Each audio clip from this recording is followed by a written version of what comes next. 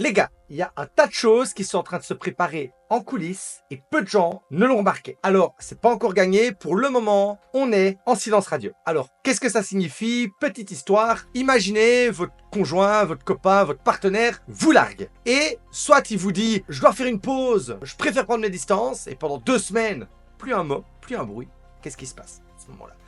Vous êtes en train de vous poser des questions. Est-ce qu'il a une nouvelle personne? Est-ce qu'il me trompe? Qu'est-ce que j'ai fait de mal? Est-ce que c'est lui qui devient fou? Comment j'aurais pu m'améliorer? Et vous allez commencer à cogiter.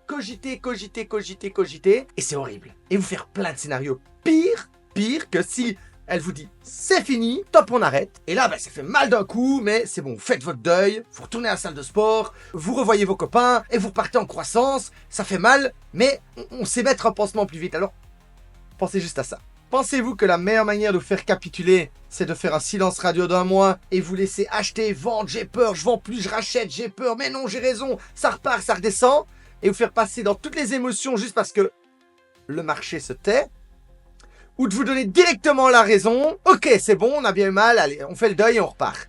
Qu'est-ce qui fait le plus mal à votre avis? De toute manière, j'ai fait une vidéo hier et avant-hier sur les pièges potentiels et les risques qu'on peut avoir à court terme, mais je ne vais pas en parler aujourd'hui. Si on en parle tous les jours, on va avoir les yeux uniquement rivés sur ça, et quand les belles choses, les belles opportunités vont commencer à se restructurer autour de nous, on sera tellement focalisé sur le négatif qu'on ne les verra pas. Et c'est ce que tout le monde fait, et c'est comme ça que les gens ratent leur départ. Il faut rester rationnel, prendre de la hauteur, poser le pour et le contre. Je vous ai préparé plein de travaux aujourd'hui. On passera sur Ethereum, Bitcoin, sur le total market cap. On ira voir ce qui se passe en coulisses et en bonus. J'ai remarqué quelque chose. Je préfère vous laisser la petite surprise et on verra ça tout à la fin, mais c'est positif. Les amis, sans plus attendre, on démarre tout de suite. Bonjour à tous et bienvenue dans la Météo Crypto. Je m'appelle Noctis et chaque jour je vous amène des nouveautés et des stratégies pour vous aider à vous faire de l'argent sur ce marché. Si vous êtes nouveau sur cette chaîne, alors n'hésitez pas à vous abonner et à activer la cloche de notification dès maintenant.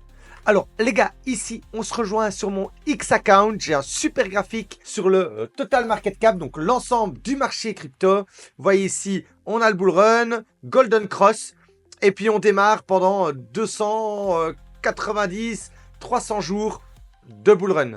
Et ben voilà, ici c'est la même chose, hop, on a le bull, on accumule, on zigzag, une cross, deuxième cross, 280, 300 jours de bull run. On termine fin 2025. Les gars, les whales le savent très bien. Elles n'ont jamais autant accumulé. Donc, ce sont vraiment les portefeuilles d'accumulation, donc de la demande d'accumulation, donc qui accumulent et qui gardent le Bitcoin. Ils sont en pleine croissance alors que toute la retail est en train de capituler. N'oubliez pas non plus, Bybit a eu un hack et ils doivent racheter des Ethereum, donc ils doivent solver leurs dettes. Donc il y a une pression acheteuse de 300 000 Ethereum qui arrive. C'est énorme et ils vont faire un audit normalement demain ou après pour dire que tous les fonds de réserve sont OK, donc qui seront payés et qui seront rachetés. Donc dès que ce sera fait, le rachat va se mettre en place. C'est une très grosse pression acheteuse qui arrive. N'oubliez pas, ce qui ne nous tue pas nous rend plus fort. Petite parenthèse, après une news aussi bearish, une news d'un exchange qui se fait hacker aussi gros que Bybit, on a eu juste une petite pression vendeuse de 3-4% sur Bitcoin. Je sais pas quelle news plus hardcore qu'un exchange en danger. Si on n'a déjà pas réussi à faire cracher le prix avec une news aussi hardcore, je vois pas, à part une guerre mondiale, ce qui pourrait faire cracher le prix. En gros, quand l'histogramme passe au rouge, c'est que les mineurs gagnent énormément d'argent et ils se payent sur l'euphorie, ils se payent sur la phase mania. Vous voyez ici, on n'est toujours pas arrivé dans cette zone de vente, donc ça laisse encore une grande perspective de croissance. Alors attention, ça peut prendre 1 an de distribution, pendant 1 an ils peuvent se payer, ou ça peut prendre quelques mois comme sur ce top. Ça peut aller très vite, mais à mon avis, celle-ci sera encore plus longue parce que plus il y a de la demande, plus les mineurs ont des clients pour se payer. Et or, le Bitcoin est en totale adoption, les institutionnels arrivent, les pays, donc je pense que la demande va être encore plus grosse qu'au bull précédent. Donc pour moi, cette phase où les mineurs se payent, cette phase de distribution sera à mon avis encore plus grande et plus longue que la fois passée. Alors pour les amateurs de Fibonacci, c'est pas spécialement ma configuration technique préférée, mais c'est valable. Ici, on crée une base solide, phase de lancement, décollage, on crée une base solide, on a la phase de lancement sur les mêmes points techniques. Ici, Massive Rally, sur le point d'arrivée. Donc juste avant de passer sur les analyses techniques, on va regarder ce graphique. Regardez ici sur le récit, grande tasse, on sort de cette base orange, on fait un pullback dessus, on est sur ces zones, grosse phase mania. Ici c'est la même chose, hop là, on sort de cette base orange, on fait un pullback dessus, grosse phase mania, la suite va arriver, c'est imminent. Alors les gars, sur Ethereum, on est toujours dans les baguettes chinoises, on est en train de sortir dans ce zigzag, on est revenu prendre ici les liquidités dans cette phase d'accumulation, on a été directement ravalé, et là, ni plus ni moins, on est en train de créer le petit zigzag, comme j'avais dessiné ici, on est en train de créer le petit zigzag, et jusqu'à preuve du contraire, on tient toujours ce plateau, plateau de consolidation nécessaire pour créer une base solide, qui, si cette base est bien solide, quand ça va péter à la hausse, elle sera soutenue. Si on part trop vite, il y a risque de réintégration, et ça, c'est pas terrible. Donc, au contraire, plus on fait la machine à lessiver, plus on accumule sans perdre cette base ici de l'autre côté des baguettes,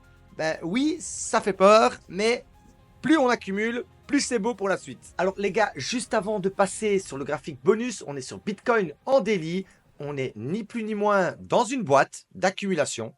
Tant qu'on n'a pas fait un breakout à la hausse ou à la baisse, c'est dans les plus grands livres de trading, tout ce qui se passe dedans, c'est du bruit. Alors ils aiment bien évidemment les market makers, de nous faire trader dans le bas de cette boîte avec vraiment, comme on a dit au début, un silence radio avec des capites pour bien nous faire lâcher nos positions. Ça, c'est les émotions qui parlent. Moi, ce que je vois, c'est un bas avec un bas plus haut qui est en train de se former. On n'a toujours pas fait de plus bas, ni avec la mèche, ni avec la structure.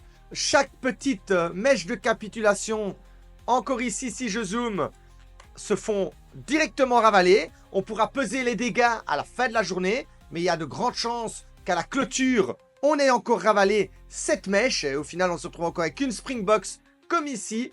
Et à chaque pression vendeuse, la retail panique.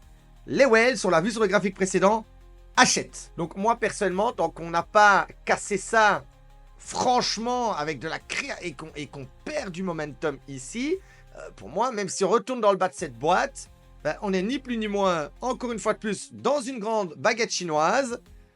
Et je verrai une opportunité d'achat. Les bas de boîte sont incroyables. On sera toujours dans une potentielle figure de renversement qui peut tirer encore en longueur jusque début mars.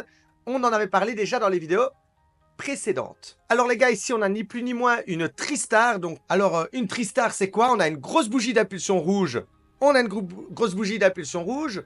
Voilà ici la Tristar, toute jolie. 1, 2, 3.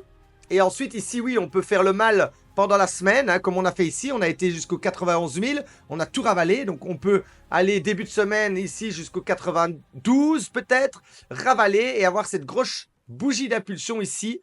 Voilà, qui validerait le bottom en Tristar. Alors les amis, si vous êtes toujours avec moi jusqu'à la fin de cette vidéo, j'aimerais le savoir.